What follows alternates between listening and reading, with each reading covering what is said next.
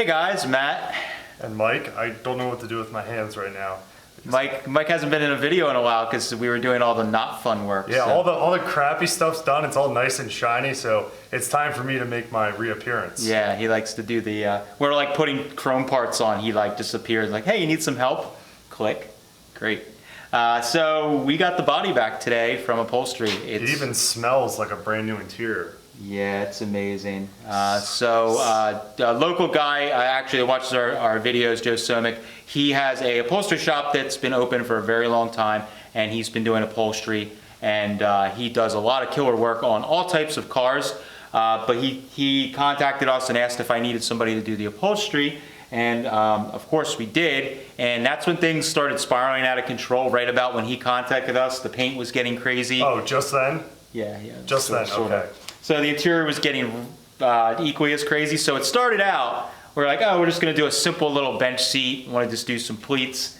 And then I was looking at photos from the Grand National Roadster Show, and we saw a really cool Roadster there that had like, I don't know, I guess you could call it like reverse pinstripes, like on a tuxedo pinstripes. So they had like an off-white interior. It was actually like a tan with the black piping in it, and I showed that to Joe, and he kind of dug it. And I kind of described what I wanted to do, but I just kind of let him loose. So Joe started on the bench seat. You know, we wanted a wrap around the top. I wanted that look like a lot of the early T Roadsters had.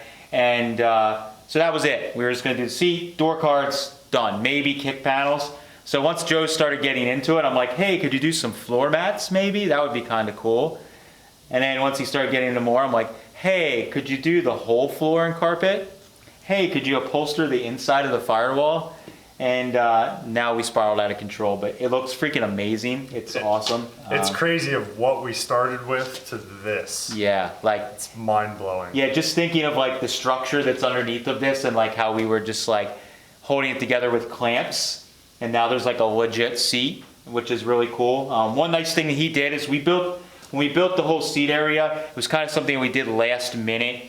That we changed, and I wanted to sit down low. You guys have been watching the videos. We started with the steering column like more up like a traditional T-bucket, and I kind of decided later on I wanted more of like you sit down in, more like a sporty type car, and we kind of made a dip down in with the way we did the tubing. So I told Joe that I wanted the seat to kind of have a dip in, like you sat down in. So he did a really nice job interpreting my request, and he put a really cool roll to it, so it has like this neat little bolster under your thighs that just flows super nice, and it looks awesome.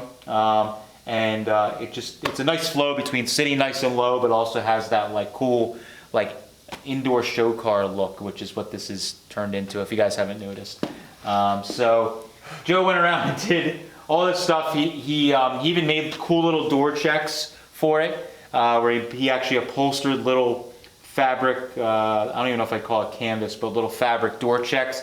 He found little chrome surrounds for the ends, and he had Allen head bolts in there, which is traditionally what most customers would like.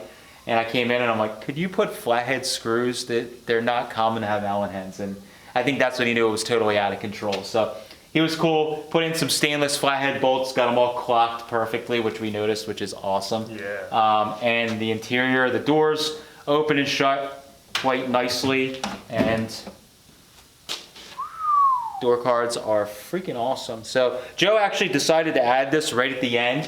I was originally just saying we were gonna bring this vertical line across, and as he was doing this, he kind of like when I was building this car and you let the car kind of talk to you and tell you what needs to be done, he kind of decided that the line would have ran right into where the door check is, and it would have looked awkward. So he kind of put this little dive in here, which actually sort of matches how it rises in the back, which is really cool. And then he made the nice little cutout for the door handle or door latch, which is really awesome. So everything just looks so clean and nice, and I'm really afraid to touch anything. I was just doing wheel bearing stuff, so I'm like, barely want to touch anything. So how long till somebody puts a footprint or a butt print? We're gonna have to like clean ourselves off super good before. You're gonna have to have special shoes just to drive. I'm gonna drive in socks. Oh, I've okay. already decided. But I need to buy special clothes for this. I've already decided, because I don't own a pair of jeans that aren't like dirty. You gotta get some that don't have rivets in it too. Yeah, I don't know. Underwear. Just drive naked. Yeah, so I'll just drive in my underwear. Soft.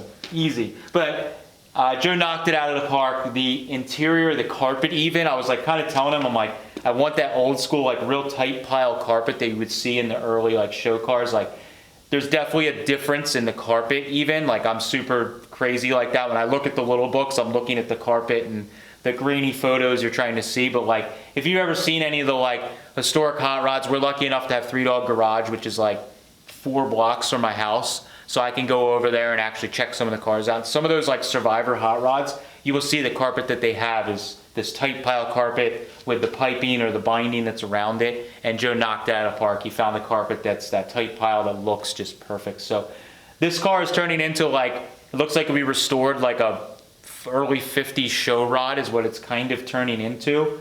So are we gonna dirt race this now? No dirt racing at all. But so the upholstery's done, which is awesome. Joe like hit the deadline dead on, actually even a couple days earlier than I thought, which is really great.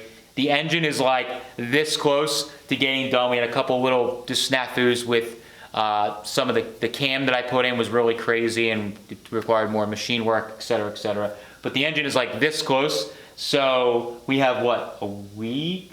A little over a week? No, so it's, yeah, a little over a week. This video will be out on a Friday, and we have to be at Viva East. A week from when the video will be out. Yeah, we'll be debuting the car the next Friday. Yeah, so the car, we have a frame that's like sorted together. We have a body that's upholstered, which is great. So it's actually good I finished all my house stuff. That's why I've been away. I bought a new house. Yeah. So now that I'm back, it's like absolute crunch time. So it's like actually pretty good timing. So we're gonna, as soon as the engine comes back, we're gonna throw that in, get that all buttoned up and bolted in. That'll be great. Then we can slide the body in. The big problem we're having is that the body can't go on before the engine because it's channeled down so hard over the frame. There's no sane way to do it, so we gotta wait. So I've been just doing all the little stuff. You need you guys to follow my Instagram, IronTrap. I've been posting little teasers that weren't worth doing long videos like I did. Bitchin' little like tail light, license plate mount bracket that I've actually put together I think it's like a 36-37 DeSoto taillight lens that's like super art deco with a little bracket that holds an old school like show plate holder that's really neat. So I've been doing all that little stuff in the meantime. So it's actually worked out really well because I'm not focusing on like the engine and the body. I can do all these little details that I've had in my head that I may not have done earlier, because once this engine goes in and the body goes on, we're just gonna sit in here and stare at it and take selfies and post photos on Instagram with different filters like a girl would with a new dress and heels. Sure. So same thing for us. Yeah. So this is the interior.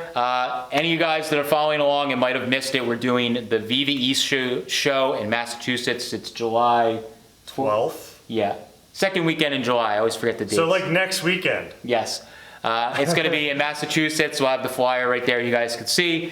If you guys are anywhere local, we're debuting the car. It's not going to be like roadworthy, but it's going to be like 80 or 90% done. Depends on how much Matt sleeps this next week. So probably not a lot. But we'll have the car pretty much 80 or 90% together. It'll be actually inside, indoors, but it's a really cool weekend. They're having like rockabilly bands. They're having like some seminars from different car builders and things like that. They're having a car show, of course, first and foremost.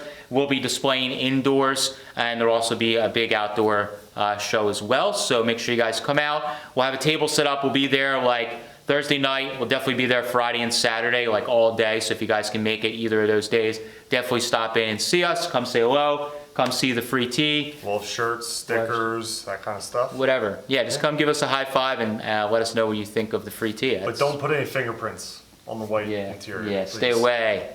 So that's all I have for this one. Just quick little update for you guys. It's crunch time, so we're not doing anything real crazy for this video, but body is back. Huge update. And hopefully the next time you see this, it will be together and we're going to be debuting it at the show, which will be really awesome. So we're going to chronicle and do our whole adventure. So from loading it up, taking it to the show, hopefully not crashing and dying. And yeah, we'll get it there and it'll be awesome. So next video, guys will get to check out that whole adventure as well as kind of like the car done, so to speak. So thank you guys so much for following along, and everybody that's commented and giving us some praise as we've gone along. It's been a lot of work, and it's really awesome that you guys enjoyed watching the process from a pile of rust to a done, basically, show car. So thanks, guys.